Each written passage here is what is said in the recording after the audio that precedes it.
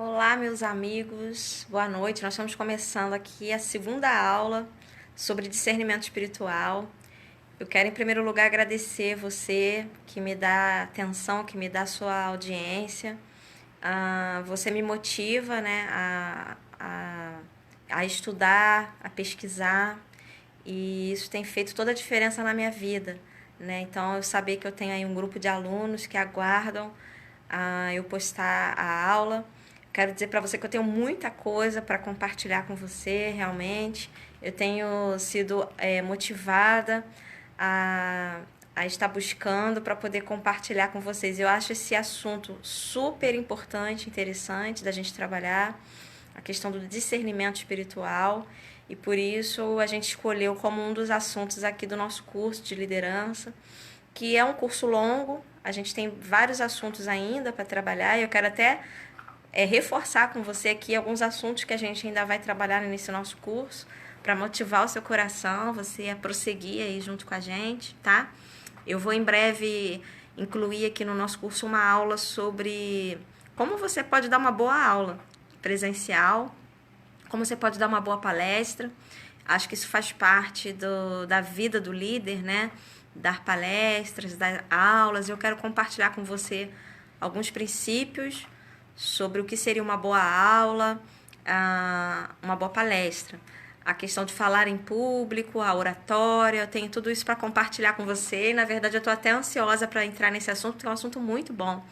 Eu tenho alguns livros aqui que eu vou usar para nossa pesquisa, e todos os livros que eu usar no conteúdo do nosso curso, eu vou compartilhar com você o título do livro, tá? Hoje eu vou falar de 3 livros para vocês que eu quero indicar em relação a esse assunto que a gente vai tratar hoje. Mas logo depois que a gente terminar esse assunto aqui do discernimento, nós vamos entrar nesse assunto da oratória, de falar em público, como dar palestras e boas aulas, tá bom? Você está animado para esse módulo novo, né? Mas a aula de hoje vai ser sobre o desafio do discernimento. Antes da gente entrar no conteúdo da nossa aula, eu quero presentear você, porque eu estou muito contente realmente de você ser nosso aluno nesse curso. Eu quero mostrar para você a minha gratidão, a minha alegria de ter você aí como ouvinte, como aluno. E eu quero falar para você que a gente tem alguns encontros presenciais aqui no Rio de Janeiro. Tem muita gente que não está no Rio de Janeiro, que está longe, mas eu queria me encontrar presencialmente com vocês e que vocês pudessem, quem sabe, reservar uma data para vir aqui no Rio de Janeiro, né? Então, olha, dia 12 de janeiro nós vamos ter um curso gratuito aqui no Rio de Janeiro sobre planejamento estratégico, organização do Ministério Infantil. Então você está convidado a participar desse encontro presencial comigo.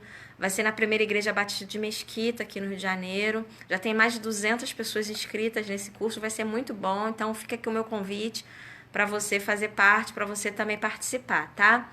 Nós vamos ter o retiro para líderes de crianças, que vai ser no dia 15, 16 e 17 de fevereiro, em Cachoeiras de Macacu, uma cidade aqui do Rio de Janeiro. Vai ser num hotel fazenda, Recanto das Águas, um lugar muito agradável. Já participei de alguns retiros nesse hotel e nós escolhemos esse local para o nosso retiro de líderes. Então fica aqui o convite para você participar, tá? 15, 16 e 17 de fevereiro, um final de semana inteirinho para a gente estar junto lá, com programações muito, muito boas, atraentes, palestras, brincadeiras. E você vai aprender como realizar um retiro, um acampamento com crianças, e vai fazer muitas amizades sinceras, brincadeiras muito sadias. Então vale a pena participar desse retiro. Quem quiser informações, manda WhatsApp para mim, tá? Perguntando, que eu posso orientar você. E quem é aluno aqui do nosso curso vai ganhar 20% de desconto na inscrição do retiro, tá? Da hospedagem, da alimentação. É R$300 a inscrição para o retiro, hospedagem e alimentação, e todas as palestras, o conteúdo. E quem é aluno desse curso ganha 20% de desconto. Fala comigo, tá bom? Então, eu queria dar esses presentes para vocês de desconto nos eventos. Eu quero compartilhar com vocês muito materiais.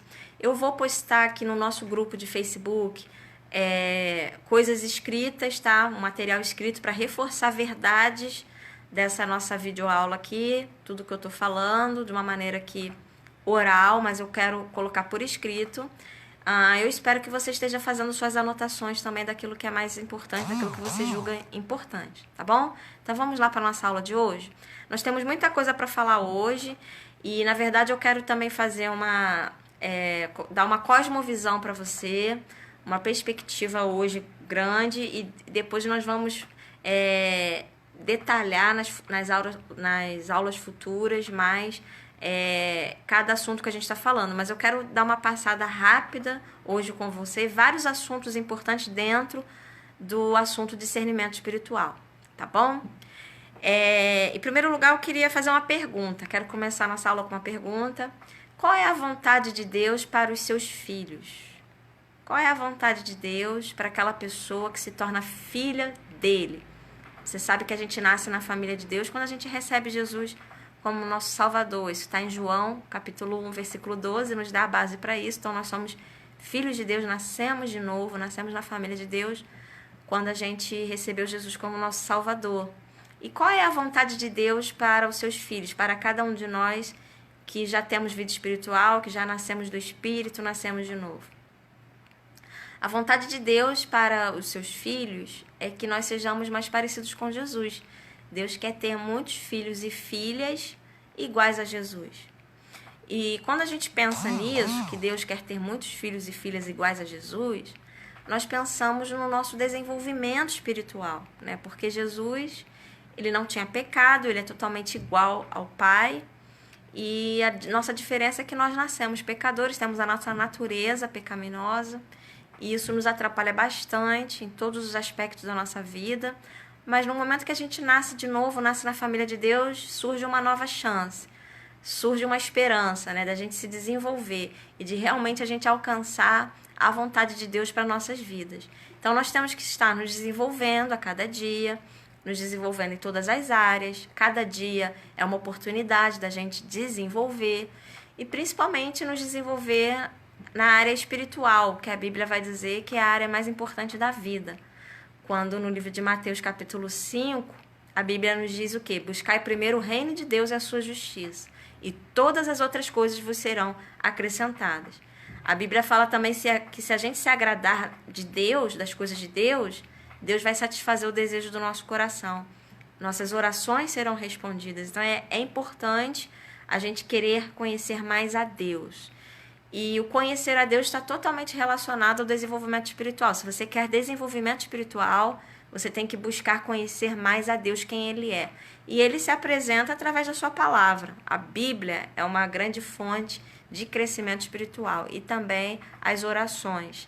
Falar com Deus. Nós temos que criar esse hábito, ter essa prática de se comunicar com Deus, né? Porque nós queremos nossas orações respondidas.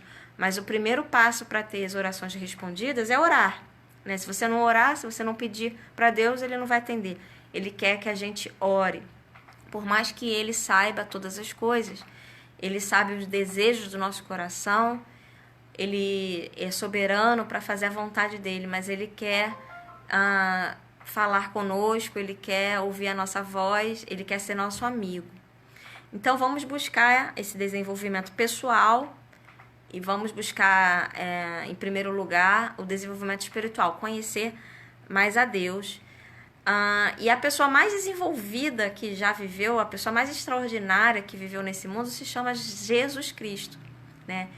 E a Bíblia fala em Lucas, capítulo 2, 52, que Jesus crescia em todas as áreas simultaneamente. Ele teve um desenvolvimento em todas as áreas. Enquanto Jesus crescia no corpo, na estatura, ele crescia também em conhecimento, em cognição, na inteligência. Ele crescia também socialmente, ou seja, ele era agradável para as pessoas gostavam mais dele. E ele também crescia diante de Deus, né? A Bíblia diz isso em Lucas 2,52. Tem várias versões desse versículo. Tem a versão mais recente até que diz isso. Quanto mais Jesus crescia na estatura, mais as pessoas gostavam dele e Deus também se agradava dele.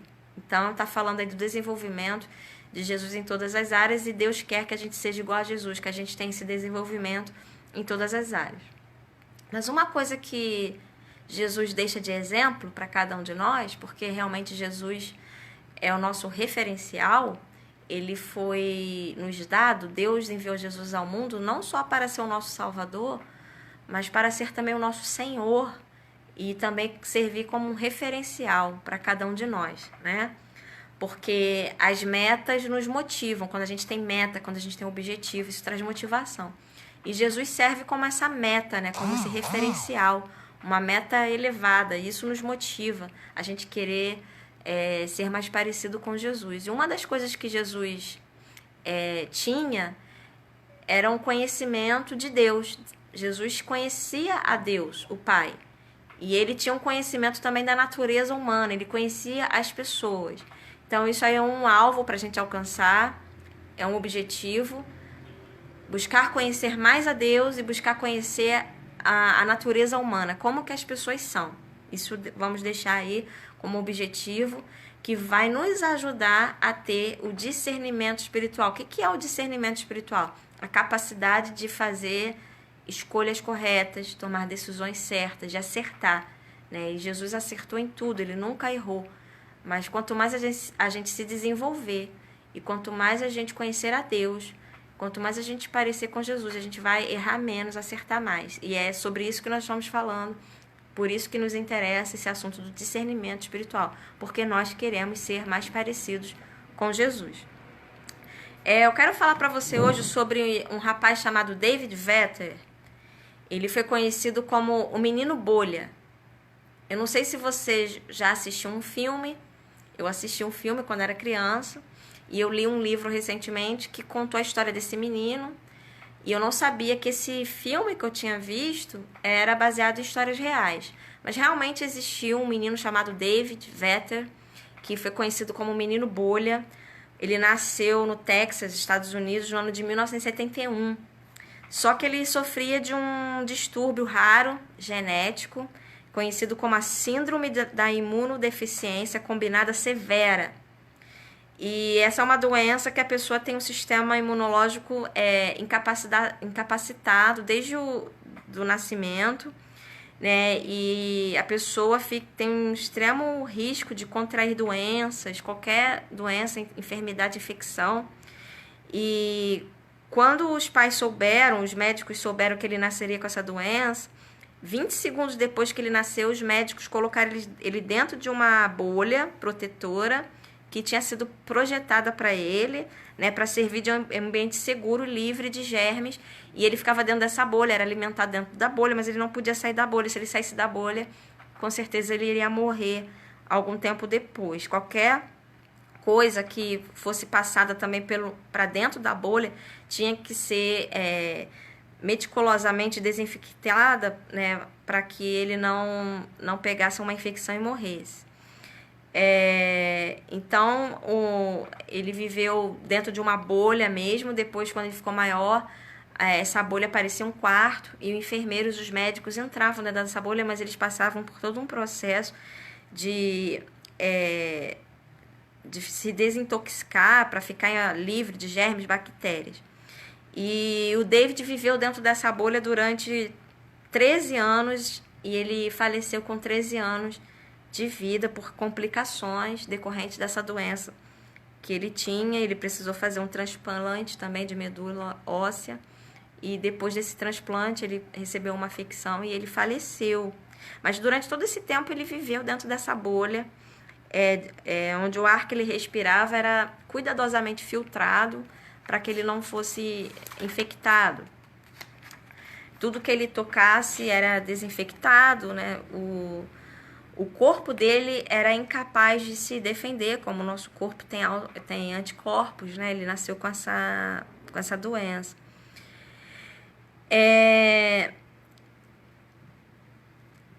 Muitos de nós, cristãos, desejaríamos viver dentro de uma bolha como essa que o David viveu durante 13 anos. A gente queria viver numa bolha para que essa bolha nos protegesse dos falsos ensinamentos e permitisse a gente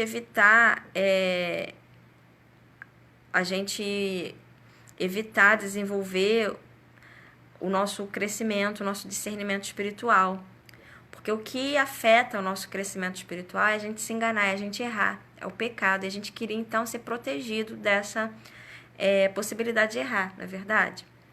Mas a gente vive num mundo que está em direta exposição a falsos ensinamentos, a oposição ao cristianismo, à verdade. A Bíblia diz que o mundo jaz do maligno e a gente sofre, então, ataques, influências, que eu vou falar mais tarde para você aqui, algumas coisas que atrapalham a gente praticar esse discernimento espiritual. Então, a gente está aí correndo o risco, né, de ser infectado por falsos ensinamentos, por enganos, e a gente não tem essa bolha do David, né? Mas Deus nos deu o discernimento para que a gente fosse protegido desses falsos ensinamentos, para que a gente possa ser capaz de enfrentar esses ataques do inimigo do mundo, tá bom? E é sobre isso que eu quero conversar com vocês, realmente a necessidade de nós cristãos praticarmos o discernimento espiritual para ficarmos livres desses ataques do inimigo, de falsos ensinamentos e dos enganos. Então, o discernimento é uma habilidade e deve ser praticado. Tem um versículo da Bíblia que eu já falei para vocês na primeira aula, eu gostaria de reforçar esse versículo com você, que você pudesse anotar, se você estiver fazendo suas anotações, é Hebreus capítulo 5, versículo 14, tá? Que diz que o discernimento, ele é realmente uma habilidade que deve ser aprimorada, ou seja, nós devemos praticar o discernimento, senão a gente vai ficar com falta de habilidade.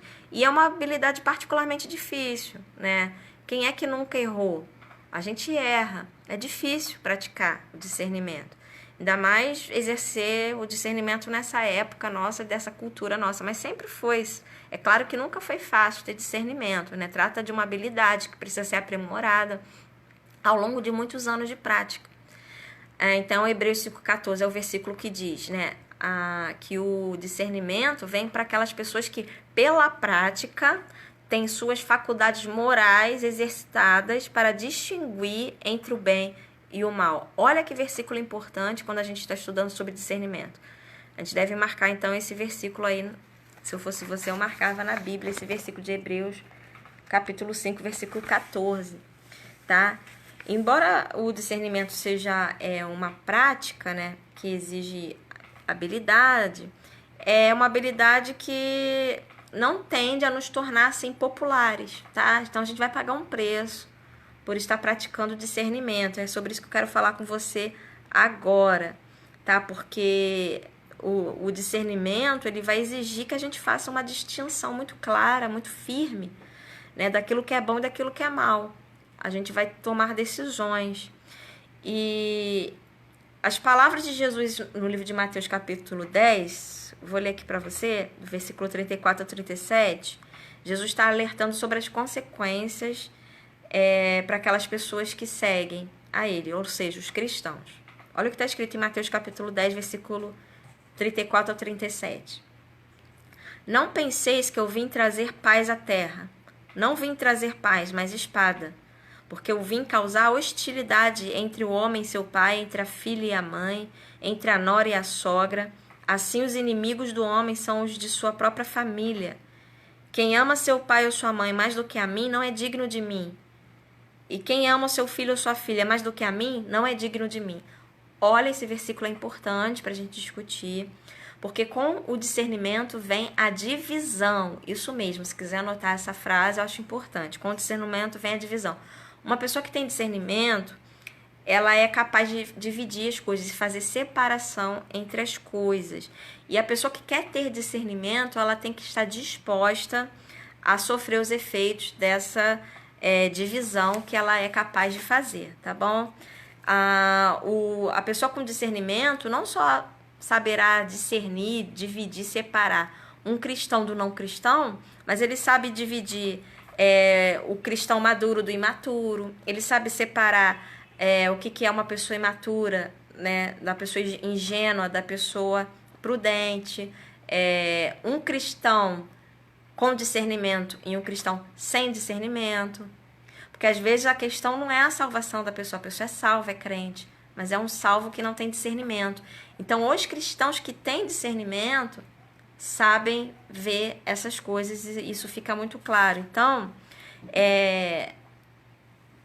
a pessoa que quer exercitar o discernimento vai ter que saber disso, tá? Terão consequências, porque os olhos se abrem e a gente consegue definir.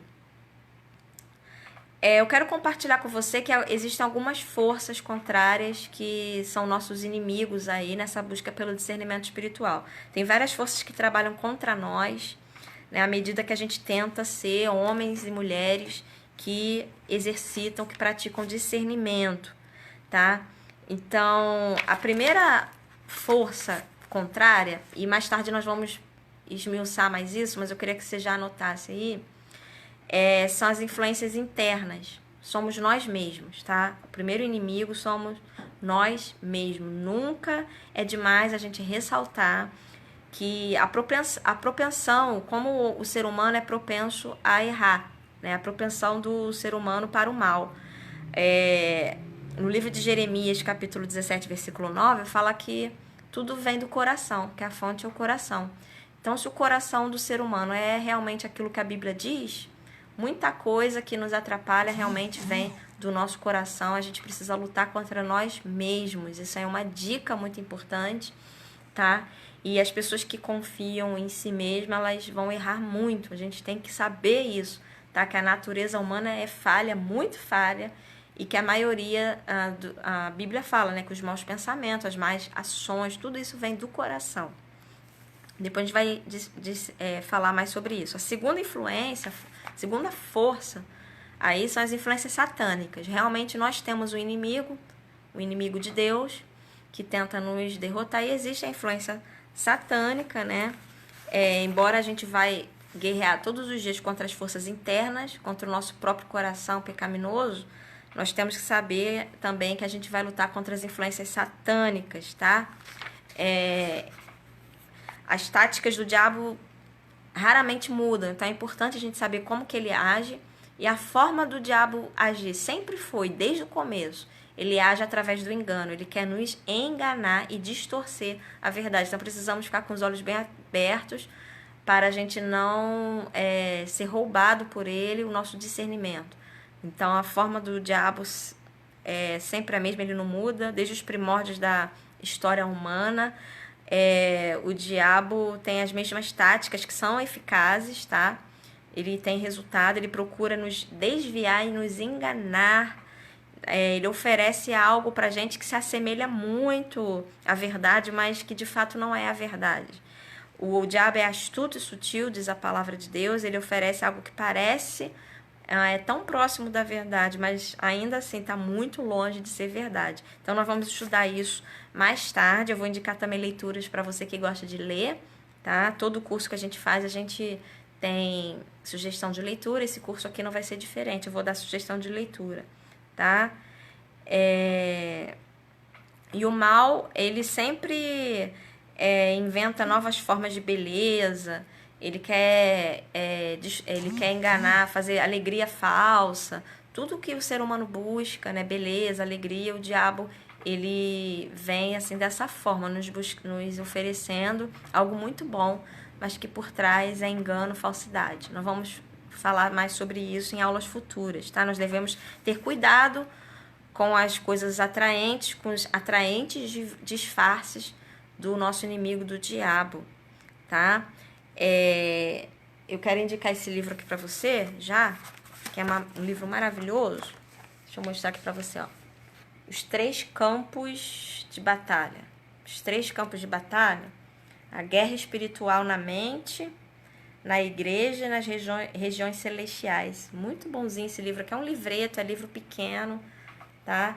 Mas eu marquei muita coisa aqui nesse livro. Depois eu vou, mais tarde, compartilhar coisas com você que li desse livro, mas eu quero deixar essa sugestão aqui para você de leitura desse livro maravilhoso, Os 3 Campos de Batalha, para que a gente possa alcançar o nosso tão desejado discernimento espiritual.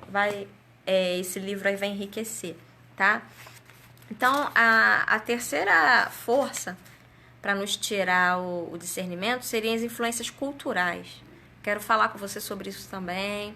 Temos que ter cuidado com influências culturais. Isso é importantíssimo, tá? A cosmovisão secular. Essa palavra secular, você sabe o que significa, né? Secular significa século, as coisas desse século, do mundo, secular, tá? Então, eu quero falar mais com você também sobre cosmovisão, o que seria isso, né? Uma visão de mundo, cosmovisão significa visão de mundo. Então, essa cosmovisão secular é uma grande inimiga do discernimento espiritual. Temos que ter cuidado, tá? Pra gente não se auto-sabotar aí com uma cosmovisão secular, pensando como as pessoas do mundo, tá? Não somos do mundo e precisamos preservar e ser guardiões do nosso discernimento. Uma força que quer nos afastar do discernimento espiritual, e a gente tem que ter cuidado com um perigo aqui, é uma visão empobrecida da Bíblia, da Escritura. Muitos cristãos não conhecem a Bíblia direito, o Evangelho. Você sabe que eu tenho dado aula para líderes de crianças e a gente tem aulas ali sobre o Evangelho puro e simples. O que é o Evangelho? Quando a gente começa a dar a aula das verdades fundamentais do Evangelho, muitos crentes não conhecem essas verdades fundamentais do Evangelho. Então, isso aí é um perigo para empobrecer, tá, a visão. Então, ter uma visão empobrecida da Bíblia, do Evangelho, é um grande perigo para a pessoa não conseguir praticar o discernimento, tá? O outro perigo, que seria uma visão empobrecida da teologia, então a gente precisa ter os princípios básicos da teologia. Quando eu falo teologia, não estou falando da faculdade, você fazer um curso de 4 anos no seminário, mas teologia é estudo sobre Deus. Precisamos todos os dias, sempre que possível, estudar sobre Deus, estudar a Bíblia, conhecer a Deus como Ele é. Todo cristão deve ter teologia, conhecimento de Deus, tá? Outro perigo é uma visão pobre de Deus mesmo, a pessoa não conhecer a Deus como Ele é. Então, muitas atitudes erradas, nossa atitude está errada, porque o nosso conhecimento de Deus está equivocado. Temos um falso conhecimento de Deus, não conhecemos Deus como Ele é, não sabemos como Ele age e por causa disso também agimos errado. Então, anote isso daí. Quando os cristãos não entendem a santidade de Deus, ficam insensíveis ao pecado, à gravidade do pecado, e cada vez mais se afastam de Deus e cada vez menos vão ter discernimento espiritual, tá? Então, é muito importante os cristãos entenderem a necessidade de discernimento e ter uma visão cada vez mais correta sobre Deus para ajudá-los na prática desse discernimento. Quanto maior for a nossa compreensão da santidade de Deus, maior será a nossa compreensão da importância de discernir a verdade do engano. Eu tenho falado isso nos meus cursos presenciais, quando a gente está ensinando os líderes a evangelizarem, e nós falamos sobre o pecado da criança, a natureza pecaminosa, eu falo, quanto mais nós conhecemos a santidade de Deus, mais nós vamos ficar sensíveis ao pecado. E cada vez mais nós vamos errar menos. Então, anote isso daí, porque depois nós vamos falar mais sobre isso. Hoje eu vou compartilhar um link com vocês no grupo de WhatsApp de um vídeo que eu tenho falando sobre o desenvolvimento espiritual. O vídeo está no YouTube e eu vou compartilhar com você no grupo de WhatsApp, aqui no nosso grupo de Facebook também, para você assistir esse vídeo, que vai colaborar com essa nossa aula aqui sobre discernimento espiritual, tá bom? Outro perigo aí, para nos afastar do discernimento espiritual, seria então, você anotou aí quais são os 4 perigos? Vou voltar aqui para você, tá? Para você, eu anotei aqui no meu caderno para falar com vocês. Primeiro, a influência interna, o coração humano. Muita coisa errada vem daí, dentro do coração. Segundo, influências espirituais, satânicas mesmo. O diabo está trabalhando contra mim, contra você. Ele quer te destruir, me destruir. Terceiro, seriam influências culturais. Dentro da influência cultural, eu falei da cosmovisão secular, que uma visão empobrecida da Bíblia, uma visão pobre da Bíblia, uma visão pobre de teologia, uma visão pobre de Deus, tá? Então, esses foram os pontos que eu ressaltei aí sobre forças que vão nos afastar do discernimento espiritual que a gente quer tanto. eu queria fazer agora a pergunta para você anotar aí. Quais seriam as 3 grandes forças ou influências que deveriam mostrar que você é uma pessoa que tem discernimento? Você se lembra de alguma vez que o seu próprio pecado, a sua própria pecaminosidade te atrapalhou de você exercer o discernimento naquele momento? Pense sobre isso. Quais das 4 influências culturais você acredita que impacta mais a sua habilidade de exercer o discernimento? Quais dessas influências que eu falei você acha que está te atrapalhando mais? A questão do coração, a influência satânica ou a influência secular, da cultura secular? Uma visão pobre da Bíblia, uma visão pobre de teologia, uma visão pobre de Deus? Vamos lá. Eu quero terminar essa aula indicando mais 2 livros para você. O primeiro tá fazendo o maior sucesso esse livro entre os líderes, não sei se você já ouviu falar. Kryptonita. Esse livro aqui, ó, Kryptonita. Como destruir aquilo que rouba a sua força. Como destruir aquilo que rouba a sua força. É demais esse livro, tá? E é uma das sugestões de leitura para você. Assim como o Superman, que pode saltar sobre qualquer obstáculo e derrotar todo inimigo, os seguidores de Cristo têm a habilidade sobrenatural de vencer os desafios que enfrentam. Porém, o problema, tanto para o super-homem como para nós, é que existe uma criptonita que rouba a nossa força. É claro, o super-homem e a criptonita são fictícios, mas a criptonita espiritual não é fictícia. Esse livro aqui oferece respostas a por que muitos de nós somos incapazes de experimentar a força que vem de Deus, que era evidente entre os cristãos do primeiro século. Nesse livro aqui, Kryptonita, de John Bevere, revela o que é a criptonita espiritual, por que ela está comprometendo as nossas comunidades, os nossos relacionamentos e como se libertar da sua escravidão. Não é para os fracos de coração. Esse livro é de acelerar a hiperatividade espiritual de qualquer um. Essa é uma verdade séria para qualquer seguidor de Cristo que anseia abraçar o caminho desafiador, mas recompensador da transformação e de toda a sabedoria. Esse livro aqui é muito bom, então quero indicar para você. E o último livro de hoje que eu quero indicar, mas na próxima aula eu vou falar sobre esse livro maravilhoso. O Poder Latente da Alma, de Watchman Nee. Que livro maravilhoso, aprendi muito com esse livro. Grifei bastante, eu quero compartilhar com você o que eu aprendi aqui nesse livro, O Poder Latente da Alma. Muito bom, um clássico sobre a batalha espiritual dos últimos dias, enriquecido com notas de rodapé, os apêndices, como provar os espíritos. Gente, parece um pouco assim assustador quando eu falo, mas o livro é bom realmente, tá? Uma das grandes estratégias do adversário é levar os homens a liberar o poder latente da alma. Esse é um dos seus mais fortes e eficazes instrumentos para falsificar a obra de Deus, enganar os homens, iludir os cristãos e preparar o mundo para o recebimento do anticristo. O resultado é que não apenas no mundo, mas também entre os filhos de Deus, se vêem muitas manifestações da alma sendo consideradas como obras de Deus. Muita gente enganada, né? De fato, como alerta o autor Watchman Nee, a situação hoje é perigosa.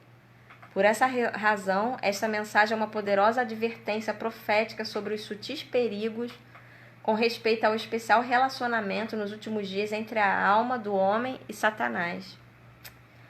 O Poder Latente da Alma é um clássico sobre a batalha espiritual dos últimos dias e uma das obras mais procuradas pelo público cristão. Gente, esse livro, muito bom mesmo, eu vou compartilhar com você na próxima aula sobre o poder latente da alma. Uma forma do diabo aí enfraquecer os cristãos e enganar, que é o que ele sabe fazer com mais eficiência, é enganar. E eu quero deixar um último versículo aí para você que está anotando, você que é um estudante da Bíblia, Romanos capítulo 12, versículo 9, a parte B. Odiai aquilo que é mal e apegai-vos ao bem, ok? Espero que tenha gostado da aula de hoje, uma aula rapidinha, mas futuramente nós vamos falar mais sobre esse assunto maravilhoso que é discernimento espiritual. Como você precisa, como eu preciso de discernimento espiritual. Para mim é uma grande bênção estar compartilhando com você tudo isso que Deus tem colocado no meu coração, tá? Até a próxima aula. Um grande beijo.